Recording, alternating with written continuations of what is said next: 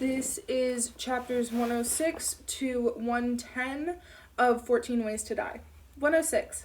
Did you do it? Emily asks, and she can tell by my face that it's not good news. She doesn't go here, if her name's even Clara. Emily sighs. At least she tried, and we didn't get caught. I nearly did. He had my details up. I had to put it back the way it was. That's weird. Not really. I was just in his class. He was probably making notes or something. Emily doesn't say anything for a long time. She walks silently next to me until we're back in the homeroom. Thanks for helping, I say, and she nods but still doesn't reply. It's not until Hannah arrives that Emily takes a deep breath and says, "Okay, I have a theory." We stare at her, waiting for her to explain, and when she doesn't, Hannah says, "Go on then." The newspaper articles. What if it wasn't a student? It has to be, I say. One was here and the other was at Mayfield Lodge. Emily takes another deep breath and says, "Unless it was Mr. Humphreys." 107. You're saying our theology teacher is the Magpie Man? I ask him, and Emily shakes her head. I don't know, but he could have put both articles in your bag, and he was looking at you on Shirk after class. That's a little creepy. He's a teacher. He was doing his job, I say. She has a point about the articles, though, and the more I think about it, the more pieces fall into place, like how a 10-year-old story could be kept all this time. A kid wouldn't do that, but a man might, although it still doesn't make sense why he would do it. I went in there to find Clara and came out with something completely different, but I should be used to that by now. I can't think about this, I say. It's not him. It can't be. I need to find Clara. There probably is no Clara, Emily says. She sounded so scared on the phone. She sounded like she didn't want to say the words coming out of her mouth.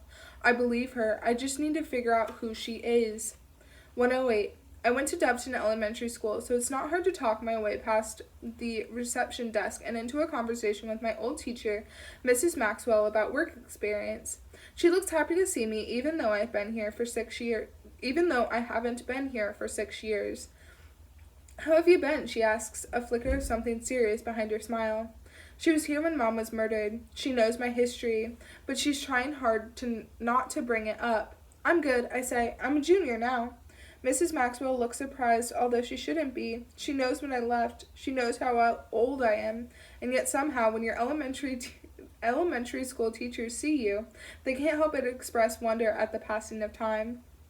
We have a work experience week coming up soon, I say, and I was thinking of doing it here. She grins like she's the reason for my decision, even though being a teacher is the last thing I want to do. I'm sure we could arrange that, she says. If she has any idea about the show, she's hiding it well. The classroom looks like it did when I was here last, just different interpretations of the same displays and the same teacher with a slightly older face. I feel guilty for lying to her. I could come here, moving from class to class, learning every single kid's name. But I don't have time for that. Instead, as I'm about to leave, I say, I think I might know someone who goes here. Her name is Clara. Mrs. Maxwell shakes her head. I don't think so, Jessica. We don't have a Clara here. She smiles like that's the end of the conversation, telling me to leave my details with the secretary and that she will talk to her boss. But I leave without speaking to anyone else, quickly running out of ways to find a girl who may not even exist. 109. I call Lorraine and she doesn't answer. I leave a message. 2 hours later, she calls back. I could explain on the phone, but it is harder to ignore someone face to face, so I ask if we can meet. Is everything okay? Lorraine asks. Have there been more Polaroids? No, I say, and you can tell by the sound she makes that she's disappointed, unwilling to waste time on me unless it's an emergency.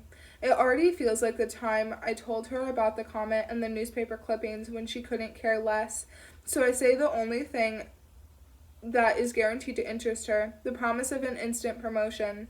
I've heard from someone who knows the Magpie Man, I tell her. I'm waiting outside when she arrives, and when she opens her car door, I shake my head and say, not here. I don't want Dad hearing this conversation because I don't want to get his hopes up, so we drive 5 minutes down the street, then stop.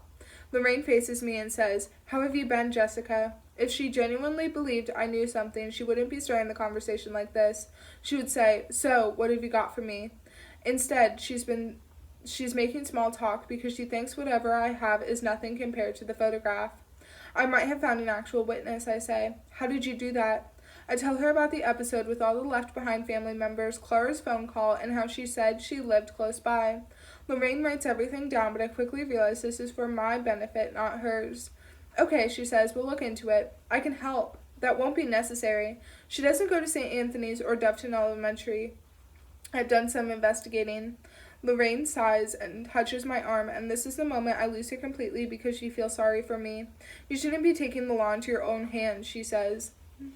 Do your job then, I shout. I'm telling you, this girl knows something. We need to figure out who she is. She sighs again, and it annoys me how she's not even trying to hide what she's thinking. She doesn't believe a word I'm saying. If she calls again, I'll tell her she should be speaking directly to the police. And if she doesn't, we'll continue to do our jobs. I promise we'll look into it as best we can. But they won't do what's necessary. They won't dig as deep as they need to until they find her.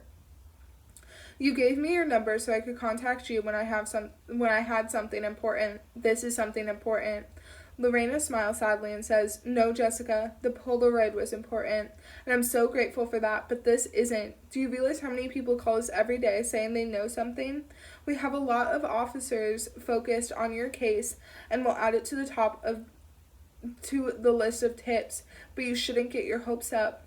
I don't know why I thought the police would help when they didn't before. They couldn't catch him 10 years ago, and they haven't caught him since, even with 14 dead bodies and 14 angry families as motivation. They're useless, even the ones who pretend they care. Take me home, I say. Lorraine looks at me for a moment, then drives back in silence.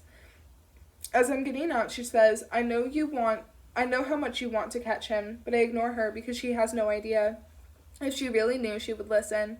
She wouldn't be brushing me off with the kind of things you tell people who are wasting police time.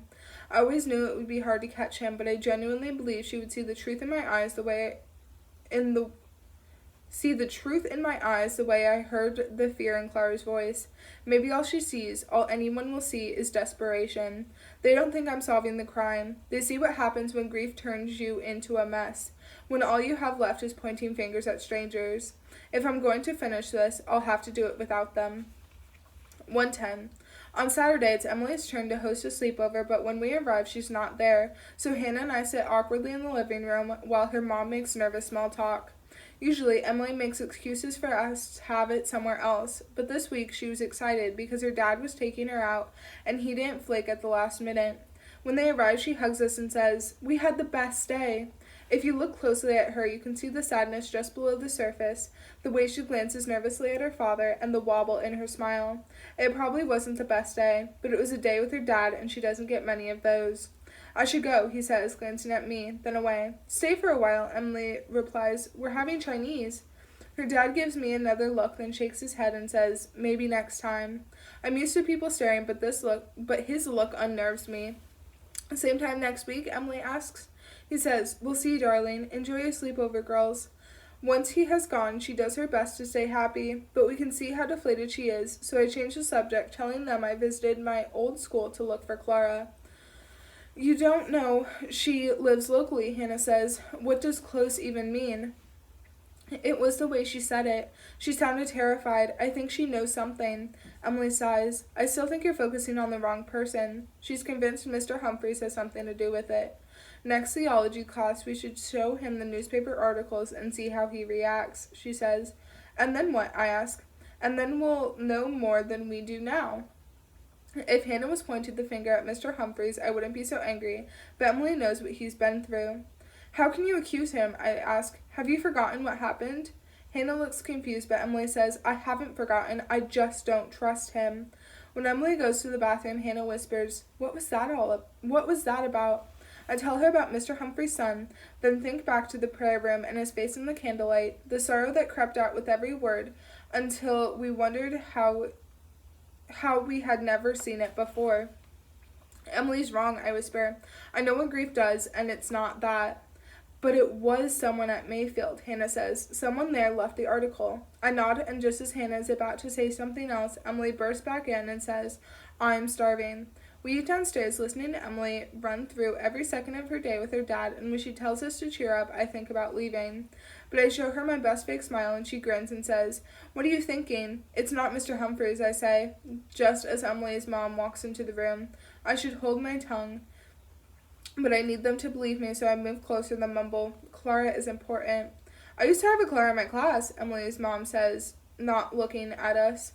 She starts clearing the plates and is about to leave when I say, "When was that?" She stares at me, her eyes clearing like she was in a daydream, and says, "She's in 5th grade now, so would have been 3 years ago. Why?" "No reason." No one says anything else. We all stare at one another, then back at Emily's mom, who is a teacher's aide at Harmony Elementary. Clara does live close, just not as close as I thought.